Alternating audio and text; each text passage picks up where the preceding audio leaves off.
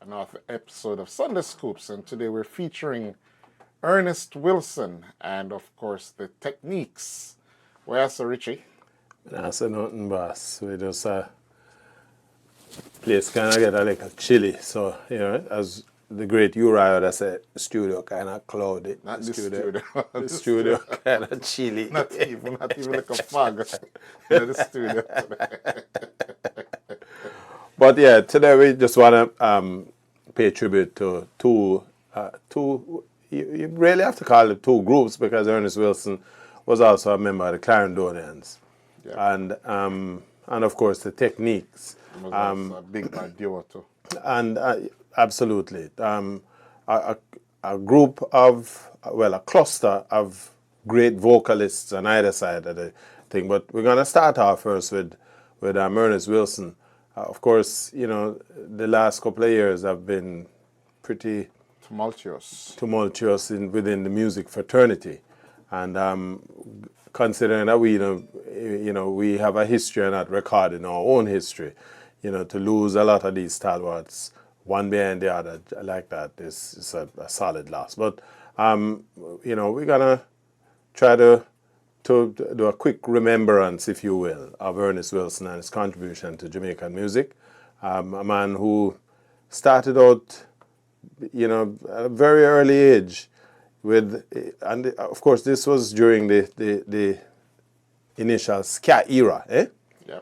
And so we're gonna take a look at his catalog. We're gonna take a look at his impact on the music during the time, and just how he would have contributed in his own way to the transformation of the music. You know what is interesting, Richie, is if you look at the history of reggae music or Jamaican music, as it were, most of these singers, especially the male singers, start out at a very young age. You can imagine a 13-year-old, because he's born in 1951. In 1963, you start a group, Clarendonians. You're just 12 years old, basically. Well, and there are some reasons that the explanations for that is a lot more straightforward than it actually looks. But let's give the listeners a little taste of it, an early piece, if you will, and then we dive into it. Started out, and then the first recording is called "A Day Will Come" of the Caledonians. Two nice tunes. Unmistakable voice of two little boys singing. You can hear how young them is. Well, breast milk still a drop off of them mouth corner side. But, I want to touch on a point you raised at the beginning, as we just started, that these youngsters, we're looking at what, 1963. Well, Ernest Wilson was born November 1851. Right. No, the first song, A Day Will Come. That was done in 1963. They did that with the Beverly's Records, Leslie Kong and Beverly's label. I think the tune was recorded at Federal Recording Studio. But let's just step back. 12 years old, barely a teenager. But what was a feature of the music and its development in that time, the middle 1950s, right into that first part of the 1960s? That was a period when, remember, there wasn't a lot of radio around. RJR would have been the only radio station, certainly up until that time. And the entertainment options for people below a certain geographical location in Kingston in particular, because at the time music was largely centered around Kingston. And it's another reason why when we hear the argument that Kingston is declared as a cultural city, a creative city, this is one big part of the explanation. Now, 1950s into the 1960s, it was an era of the talent shows.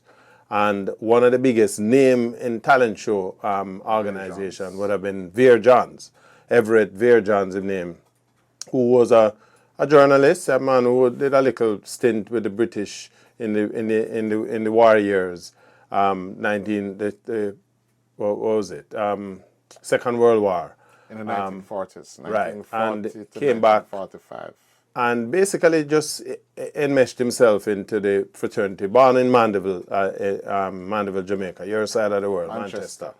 And so he ran one of the biggest talent contests, and a lot of these youngsters at this early age, 10, 11, 12-year-olds, were preparing themselves or competing in these talent contests. And again, coming out of this early period again, we would have just started, well, by now, 1963, the business of cutting records in Jamaica would have been a little less than 10 years old, right? And so... and Jamaica would have been a year into independence. Right, but even outside of that, just in terms of the development and the culture, all the youngsters wanted to hear them voice on a record in the first instance. So when we get some of the criticisms cut a tune. Everybody want to cut a tune. If you go certain parts of Kingston, Trenchtown, Greenwich Farm, the same central Kingston area there where all of this music, Orange Street, by now Prince Buster is kind of raising up his own flag. Everybody, youth from them reach 10-year-old, them see them big brother, them friend, them get cluster together and try form a singing group, and everybody want a piece of the action. And so speaking about singing group, the other side of the Clarendonians was a young man called Peter Austin. Absolutely. Peter Austin was also a member of another group called the Soul Lads. And if you don't know before, now you know that when it's two men, it's a duo, and when it's a man and a woman, it's a duet. No.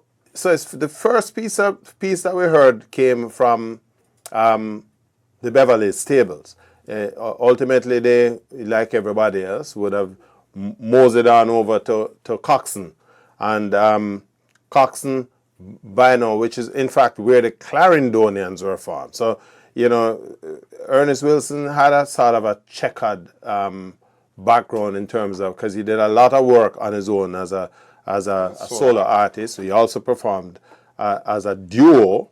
And the Peter Austin thing was where the Clarendonians came in. Right. And he also included in that group, sort of, not as a regular member, would have been Freddie McGregor. And also Desmond Baker. Well, Desmond, a little bit. To a little bit, yeah, a little bit. But primarily, Freddie McGregor, well, Coxon liked Freddie McGregor as like a young boy, 9, 10-year-old voice. And so he figured he wanted to be operating on his own. So he kind of squeezed him into the group. And, I think Freddie would have been about 7 or 8 years old. Little Freddie. So in fact, he pitted, Coxon put the two of them together as Fitzy and Freddie. And they did a single called Why Did You Do It? I don't know if you can find that, Mr. Big G. But that was, just to give an outline of that early period, right? During this time, too, it was the ska era. We would have been traipsing between the blues, a little R&B, and ska, because ska really jumped into the picture somewhere around 1963, well, 62 to a certain extent, but mainstream ska. Fitzy and Freddie. Yes. Richie, interestingly, a lot of people probably not even realize that was Ernest Wilson. And realize how long he's been around. Some people might think it's just that one song he did with Harold Butler. That's his song. But well, listen, the people who think so, I would make a strong recommendation that them put this on them timer, and every Sunday at 2 o'clock they make sure that them come sit down in front of them computer and watch Sunday Scoops, because Ernest Wilson is a lot more than one tune. Ernest Wilson actually, even when combined with the Clarendonians, had a fairly good catalog, a fairly sizable catalog of work. But I want to touch back on two of the songs that you played. That song, Why Did You Do It? And these songs were kind of dropping into a zone there. It wasn't a ska tune, and it wasn't a rock steady or a reggae. This is what we call a transitional tune. It's a blues tune actually, and a lot of the music that was coming out of, because we never stopped the blues and R&B and go to ska. The music was being developed and produced side by side, and so that period 1963 up to say 1965-66, what you're getting is a sort of a mix of that kind of creativity. A lot of the music too would have been influenced by the music we were listening to, being played on the radio or in the dances and so on. All these other right R&B singers. A lot of R&B singers, a lot of blues singers, a lot of the music, because you played "You Won't See Me," that's a blues tune. Why Did You Do It? Again, that also is blues, but it was blues with our own Jamaican slant. And you have to give these artists the credit for being able to take something and put their own flavor. It's one of the creativity of Jamaicans that I don't think we pay sufficient attention to.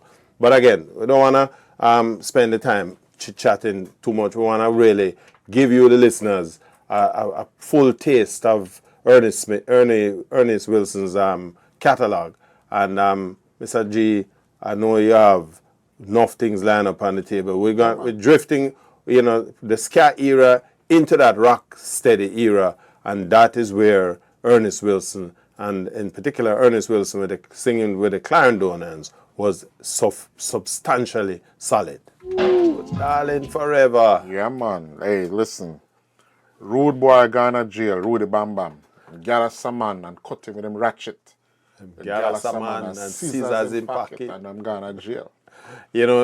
Again, you speak to the creativity, God, because by this time, this is artists taking ownership of the music, and this is early, the ska,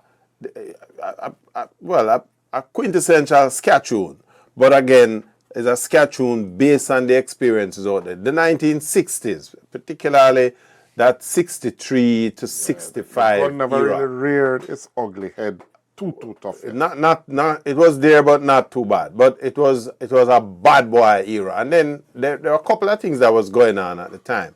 The 1960s, by 1966, it was clear to a lot of Jamaicans that this whole concept of independence, what was promised wasn't being delivered.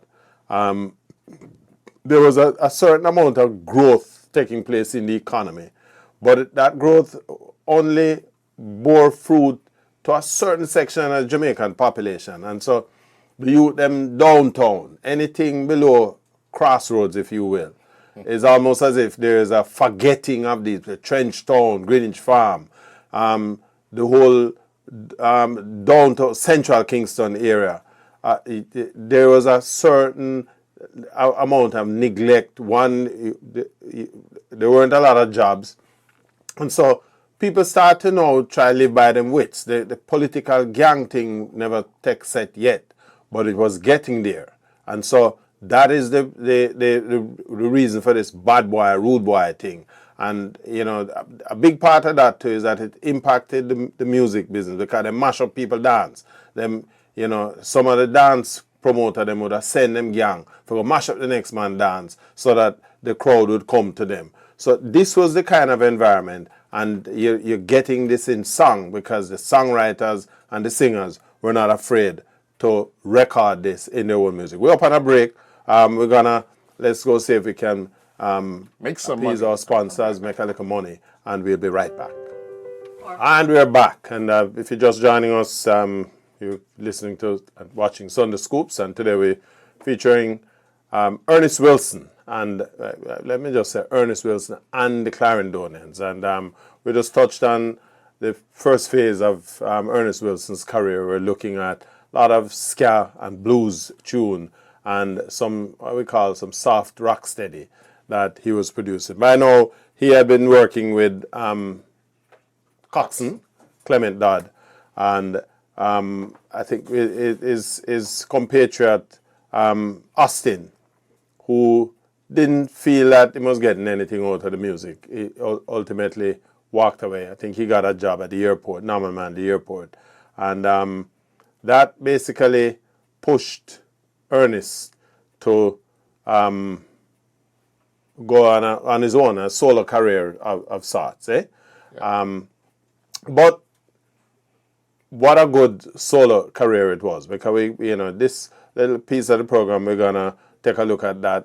He would reunite the Clarendonians somewhere around 1969, 70, when they did a couple of pieces, and we're gonna touch on those. Sentimental Man, Love Makes the World Go also Round. did What you gonna do about it? Lick It Back Festival with the Clarendon, Absolutely. 1969. But we're gonna touch on 1967. What was happening? It was, again, we laid the foundation earlier in terms of the deteriorating social conditions, social economic conditions. People can't get a job, and a song that Ernest Wilson came out with, which was very appropriate, a song called Money Worries. You set in the stage, you just look at where, the country, we're independent, but not enough jobs. We weren't, much of a manufacturing economy. And that plus the whole repression against Rastafari, most of the youth, them in the 1960s, not going on for them. So them basically visit Rastafari, but the system had its own oppression.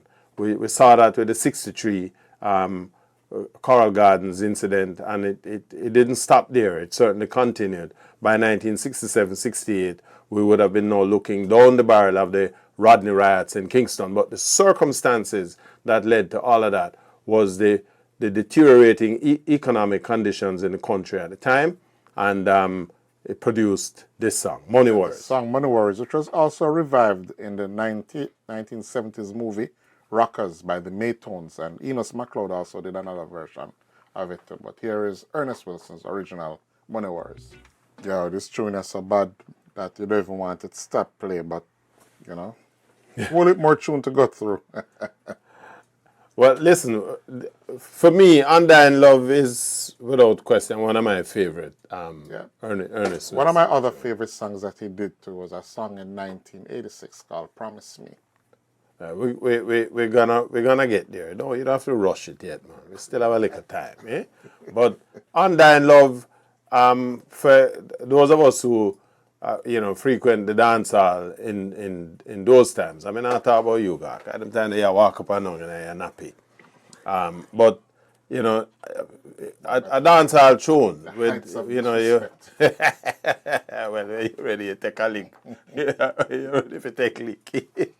But from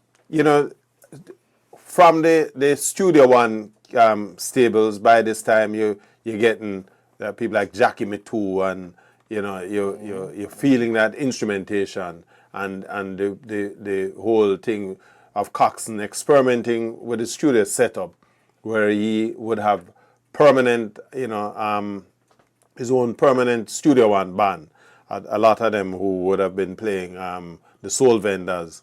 This is the music now after the ska era fade out, and Studio One basically organized the studio on a production level basis, if you will. So he had his harmonies, everybody, his horn section, which ultimately would have give way once they brought in that, I think it was that Hammond organ, which replaced a lot of the wind instrument. But it was Coxsone in his element, 1967, 1968. Yep.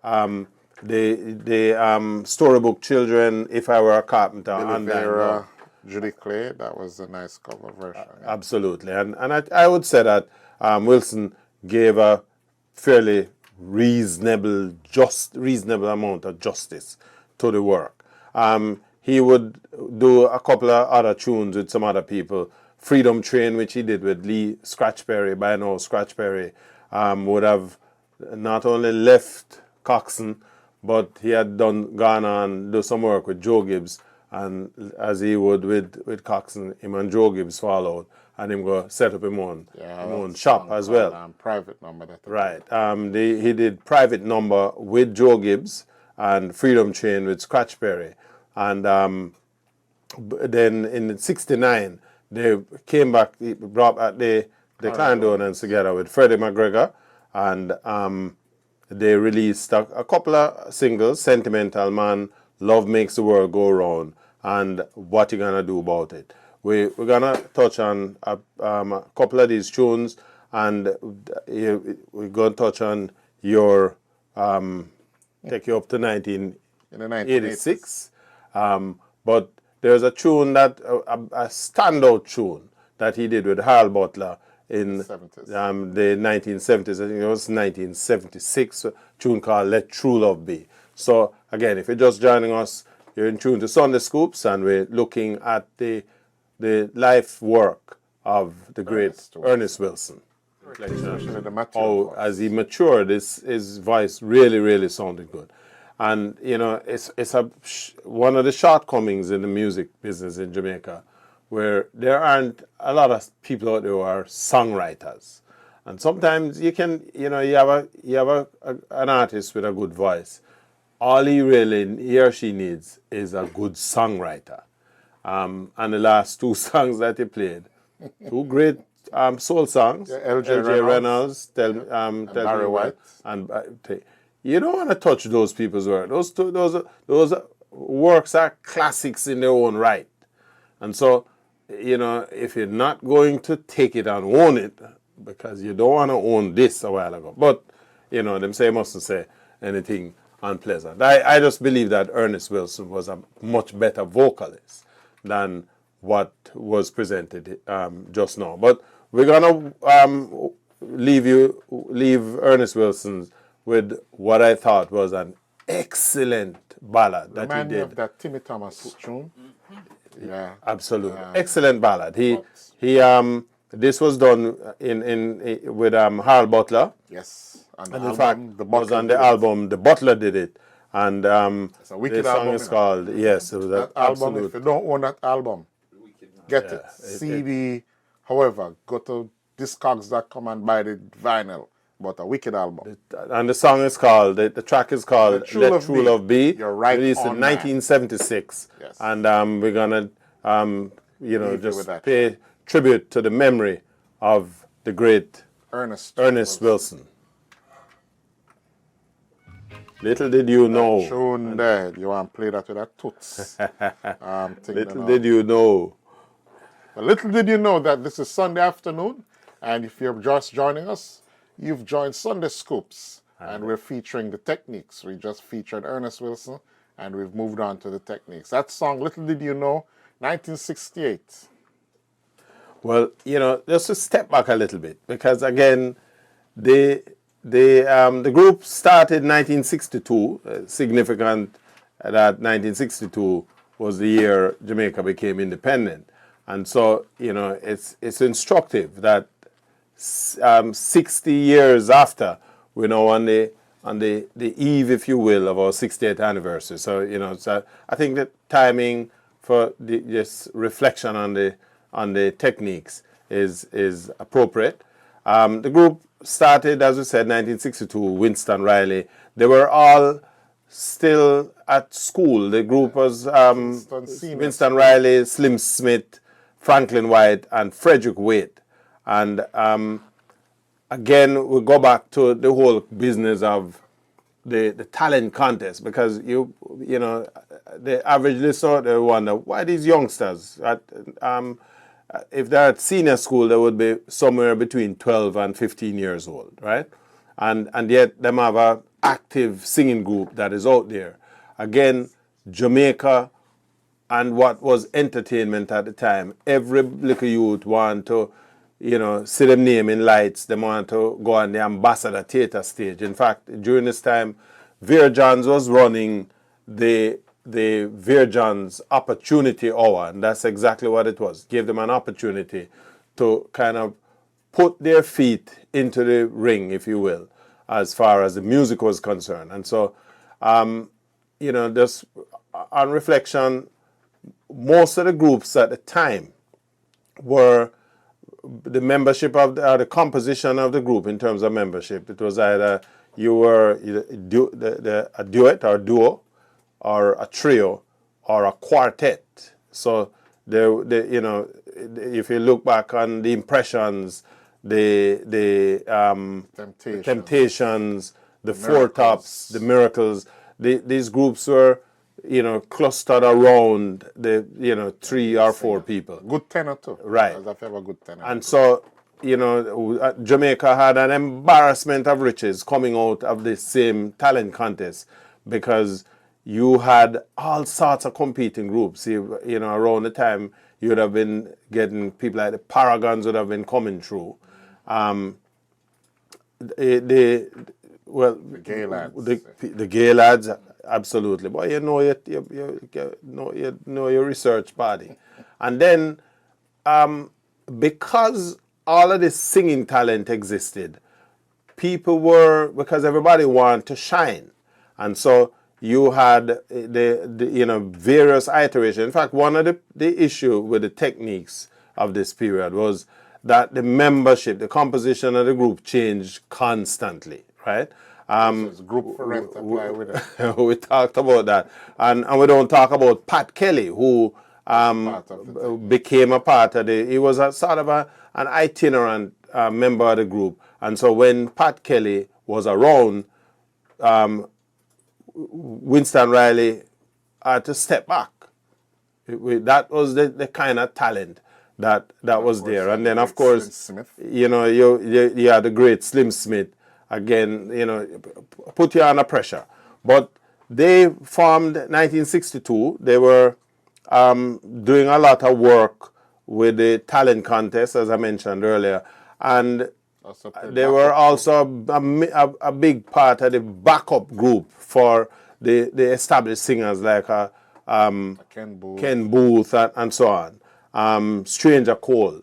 They would provide backup singing for them. And more importantly,